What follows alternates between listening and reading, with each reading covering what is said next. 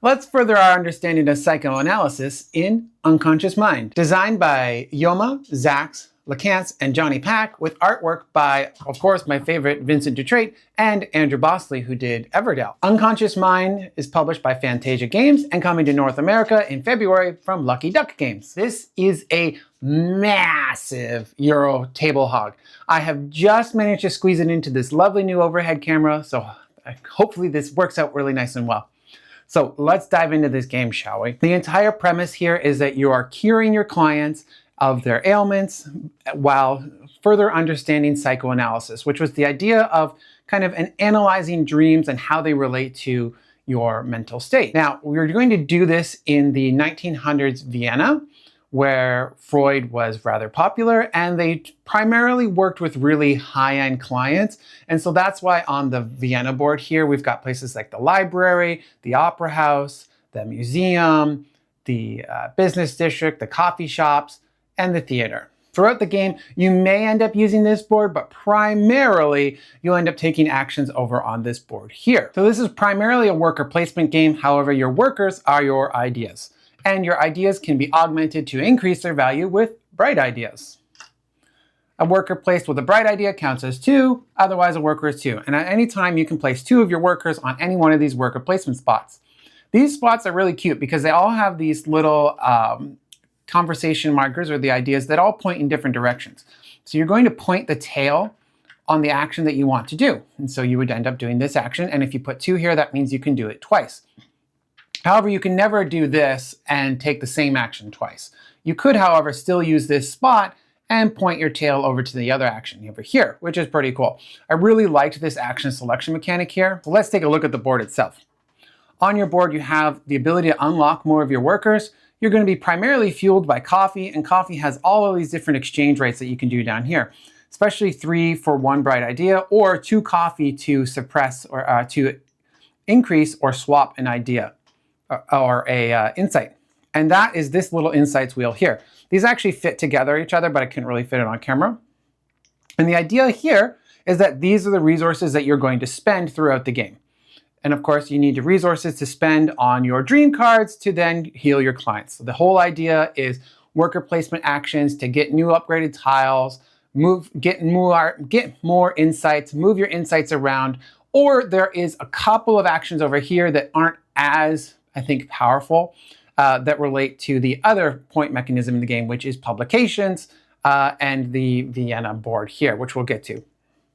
On your main board, however, there is this Rondelle, which is really cool. So anytime that you take one of these actions on the board here, you're going to follow the dotted line, and there's these ink pots. And so at the end of your action turn, you're going to move this ink pot any number of times, and then you're going to activate everything that's in that row.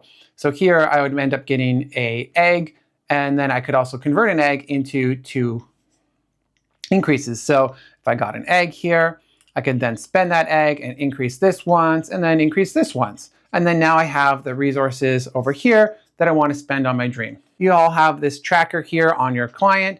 And so every time they're going to come with some base hearts, as well as a grief layer that has additional hearts. And then that's going to set you up on here. Cool aspect here is that if you have a more troubling client, you actually get more points for healing them, which is really cool. Once they reach this yellow part, that's when catharsis happens and the grief layer comes off.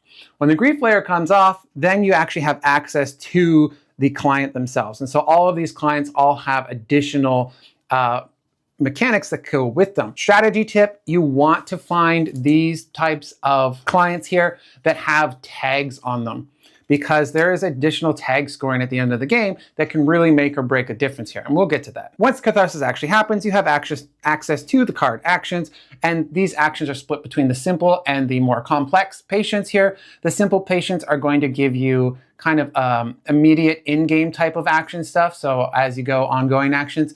And the more complex patients are going to give you end-of-game scoring, such as for every reputation you have, you're going to get 3 points at the end of the game. Once you've done your first catharsis, you're actually going to unlock your second office, and then you immediately have to draft a new client, which is going to give you a new dream card. So you're going to have a latent dream card, and you're going to be able to pick any of these other dream cards. Yet another mini game here is the combination of the dream cards and the grief cards. So if these icons happen to match, then you're going to get a heart-shaped box for using that dream card in order to take off that grief layer. If you took off the grief layer in a different way, you won't actually get that when you use the dream card. So there is a lot going on here. However, it does flow quite smoothly. It is very thematic, and the artwork, of course, is beautiful. The primary way of scoring here I have found, though, is just through treating patients and treating clients. Now, that is perfectly fine to do that throughout the entire game, and it's actually quite fine because it's very rewarding. You're constantly getting new patients that have different abilities or different end game scoring, and then you're treating them and you're getting access to their resources and stuff. That's actually quite fun, and it's a really cool way to go through things. While you're doing that, you need to make sure that you're also filling out your board here. Otherwise, you're going to fall behind because you're going to need these particular insights that are yours only in order to actually get some further scoring on the board. Then the other mechanic, there's still more, actual publications. So here, eventually throughout the game, I have managed to pick up 2 publication cards through the research action, and then I could play those publication cards down. Once I do that, I'm going to get these resources. So it's another way of resource generating here. And then once they're actually published, then I can turn them into a body of work where I'm going to take these, I'm going to slide them under my treatise here.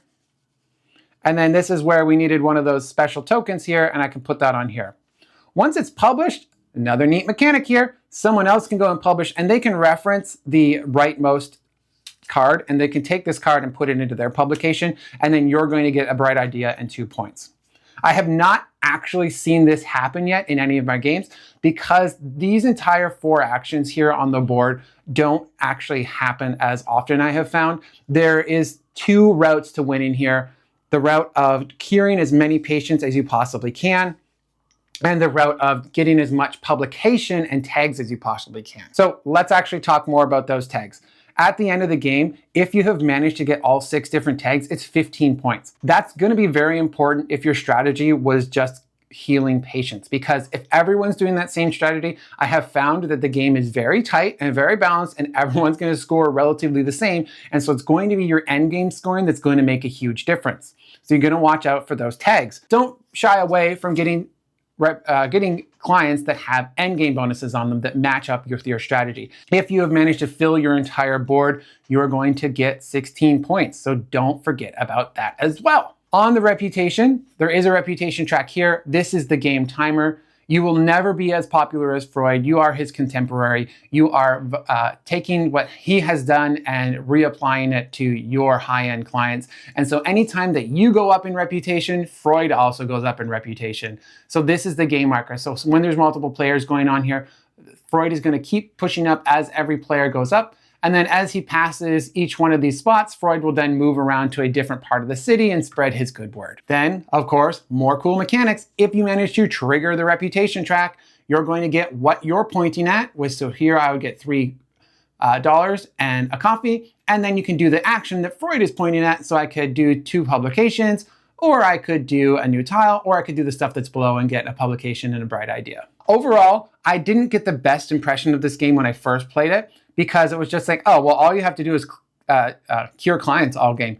But then after I've played it a few more times, I'm like, that's actually a really fun game, this whole getting the resources and figuring out the puzzle of which resources I want for to where and which clients to get. That's actually pretty fun, especially when you realize the end game scoring. So, okay, how can I get clients that are actually going to double me up so that I can get more tags for the tag scoring, so that I can get more resources from filling out my board, and so that I can fill out my board, and so that I can get more coffee, so that I can primarily buy new board token tiles. So that was actually really quite fun.